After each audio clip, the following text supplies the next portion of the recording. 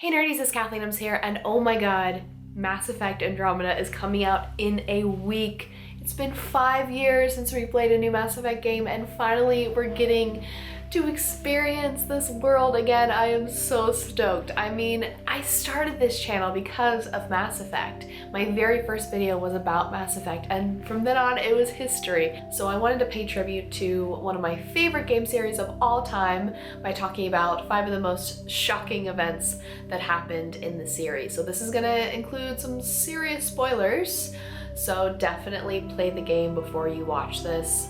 I don't want to ruin the game for you. It is fantastic. Let's get started. Go get Williams and get the hell out of here. Screw that. We can handle ourselves. Go back and get Alenko. So number 1 on my list is, of course, what happened in Virmire.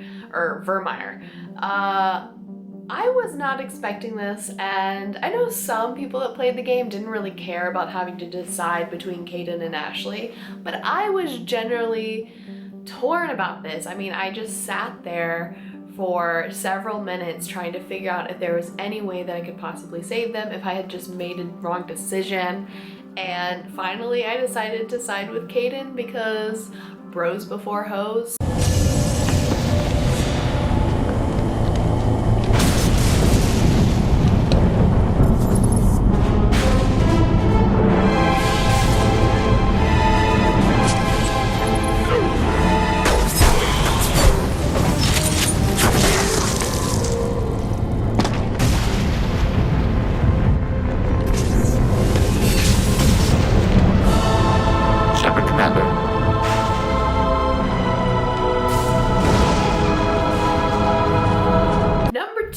Is the talking Geth fanboy. So Legion, when you meet him, before you meet him, he is the only Geth that you have ever heard speak in the game or be able to communicate, because Geth just kind of gurgle in their robotic speak, and they don't really seem to have much of a conscience.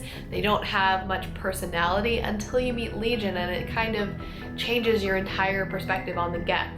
The Geth meant nothing to me in Mass Effect 1, but by the time Mass Effect 2 happened, I began to sympathize with the Geth because Legion was such a fantastic character. I also did a character analysis on him, so check that out. But what was very fascinating about Legion is that Legion began to admire Shepard. I think that's why he had the armor on his chest. I mean, there was really no logical reason for him taking Shepard's armor, and even when you ask Legion, he couldn't come up with a reason why he had Shepard's armor on.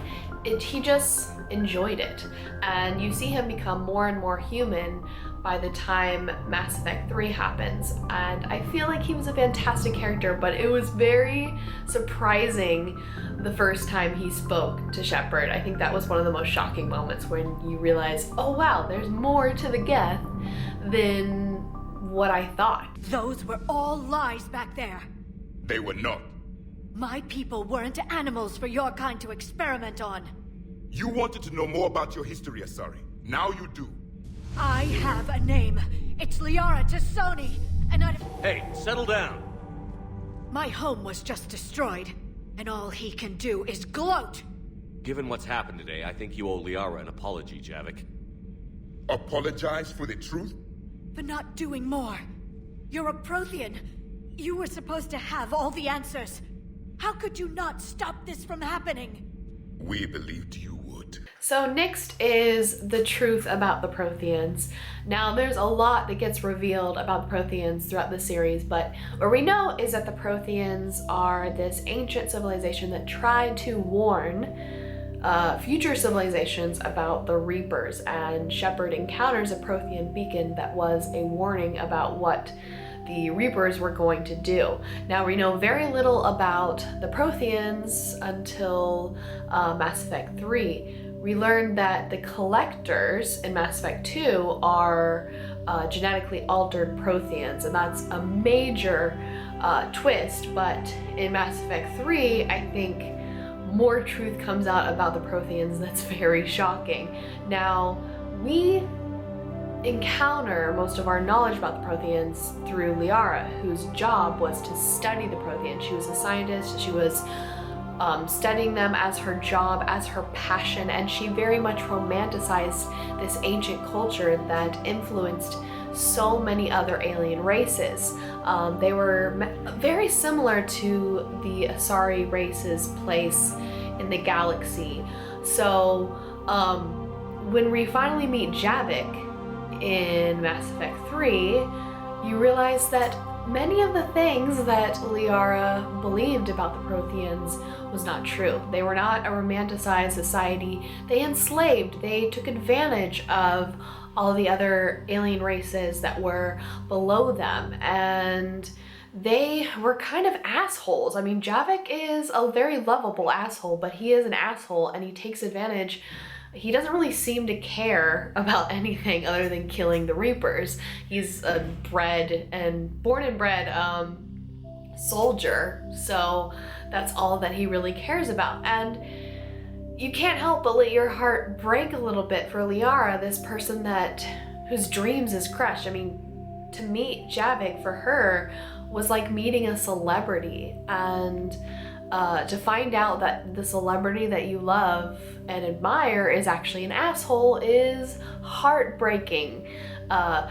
Also, to find out that the Protheans tried to reach out to the Asari and that they had a place in the Asari's original development was quite a twist as well, because the Asari originally worshipped the Protheans as gods, and you begin to realize that, you know, not only was Liara's childhood shaped by this romanticized ideal of the Protheans, but the Asari culture as a whole was completely shaped by this romanticized ideal, and that ideal is kind of broken a little bit. Malfunction detected. Warning, temperature malfunction detected.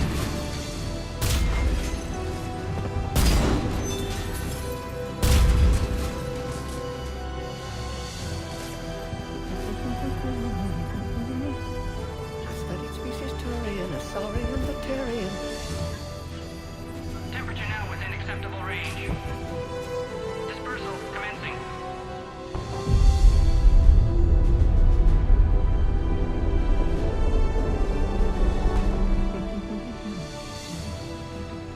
My pseudoscience studies range from urban to agrarian. I am the very model of...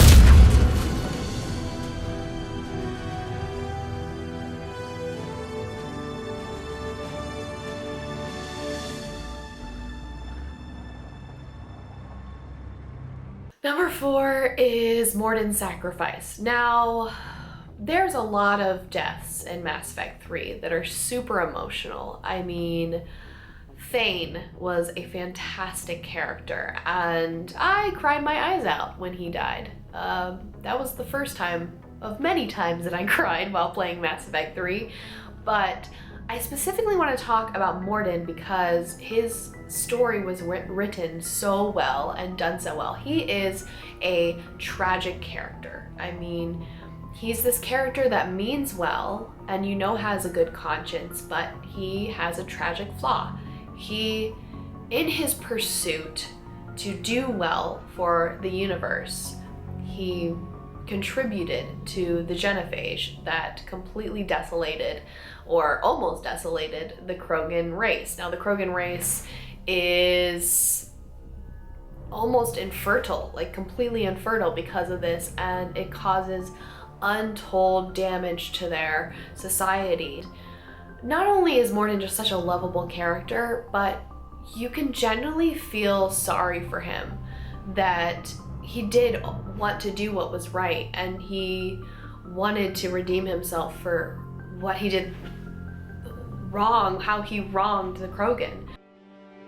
God. Feels like years since I just sat down. I think you earned a rest. Anderson? Stay with me. We're almost through this. You did good, son. You did good.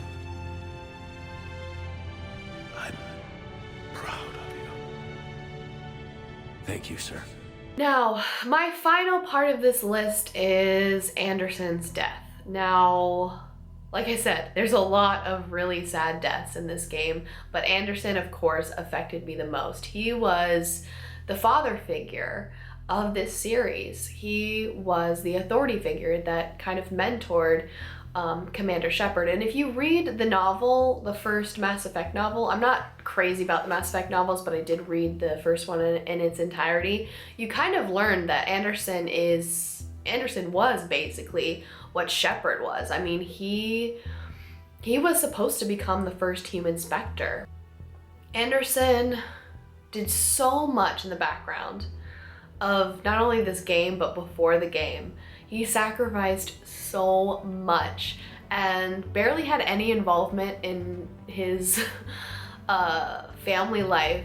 Gave up the love of his life because of this horrible situation. And what's really awful is that at the end of the game, like, he dies, and I feel like he deserves so much more credit.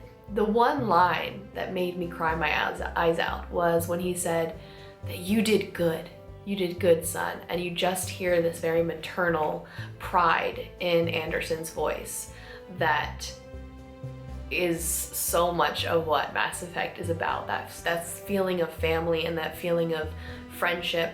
And I realized that these fake characters, these fictional characters, had made such a huge impact on me. Even though I didn't like what followed, I didn't appreciate the ending of Mass Effect 3. I really enjoyed what happened before that. And yeah, those are just some of the moments of Mass Effect that I enjoyed, and I'm getting so worked up and like just thinking about all these special moments and shocking moments is getting me so excited for the new memories we are going to form in Andromeda. So if you enjoyed this video, be sure to check out my social networks below. I have a Patreon that I use to keep this channel going, so if that's interesting to you, check that out. Share this with all your Mass Effect friends. Don't keep the love to yourself. And with that, I should go. One day. Such a unique concept. Like, I